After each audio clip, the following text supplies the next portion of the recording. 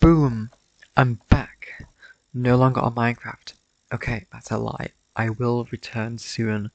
Here is a peek on my next video. I'm getting jolly. Anyway, so Edgar Wright. I have made a video talking about how much I love Edgar Wright. Finished Hot Fuzz. I remember thinking about it as I wanted to make films. He means a lot. He meant a lot to me growing up, and he still means a lot to me, as I have mentioned in the past. I have always been very dedicated to Edgar Wright's work for years. His unique style and way of storytelling always captivate me, which is why I was really excited for Baby Driver when it came out, because that's when I started becoming an Edgar Wright fan. And Baby Driver, amazing editing, amazing soundtrack, everything was just so engaging, and it was just fabulous. Following that, I was also really excited for Last Night in Soho. A few years later, I don't know when it came out, I think it was just during lockdown, when lockdown started. I was so excited for that, because it's been a good while since the last Edgar Wright film.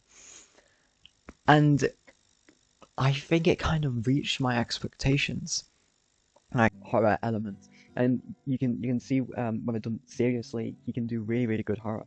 But I don't really care for the end. Oh god, Edgar Wright trying to strike me down just then. Oh my god.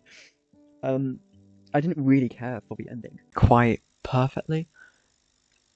I quite liked Last Night in Soho, which is controversial, but I don't think people give it the right chance.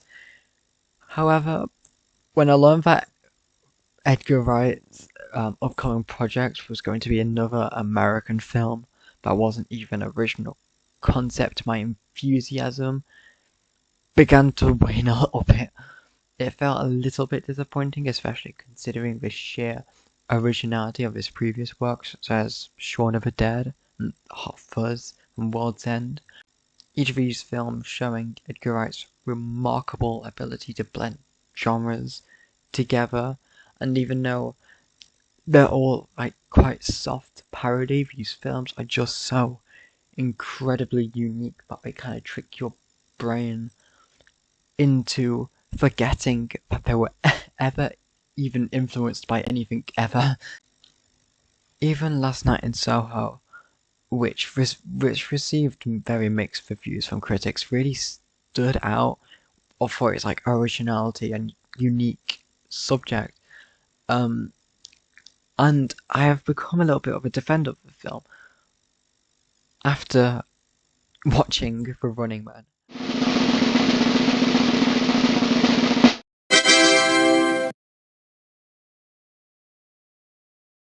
By the way, this review is going to be completely spoiler free, so yeah, don't expect me to just go into detail about the plot.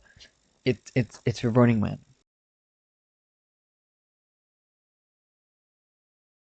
Now, I hate comparing other works to others, something isn't as good as another thing because that other thing is better.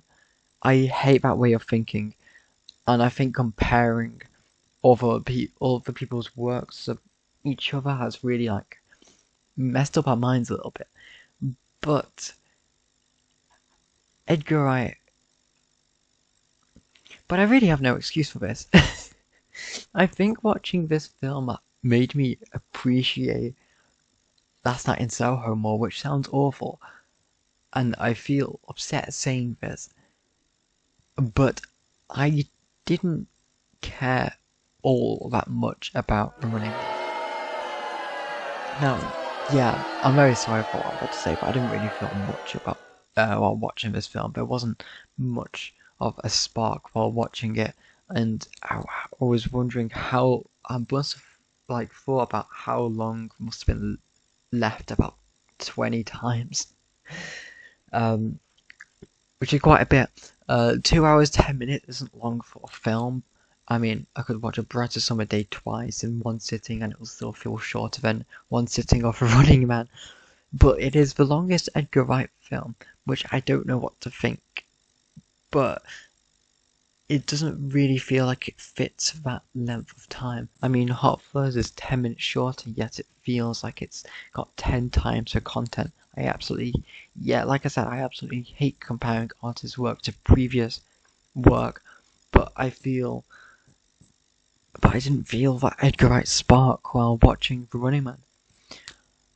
Okay, I definitely made this review sound way more negative than my actual thoughts on the film. Edgar Wright has always been a very special filmmaker who resonates deeply with me, holding a very special place in my heart.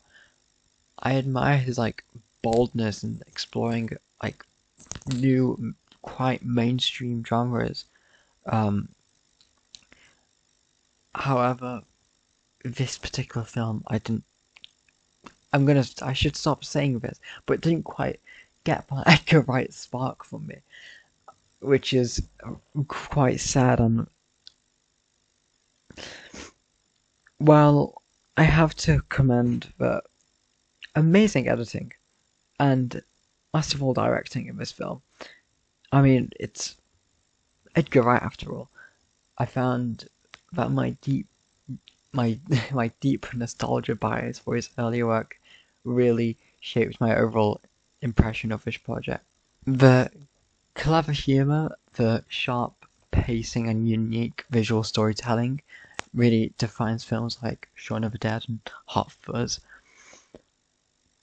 I felt a bit disconnected from this film. I give this film a 6.5 Running Man out of 10, or a 3.5 for the Letterboxd users out there.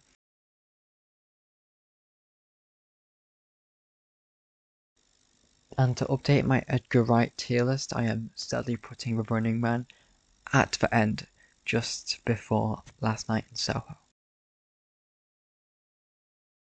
I still can't wrap my head around how Edgar Wright adapted a Stephen King novel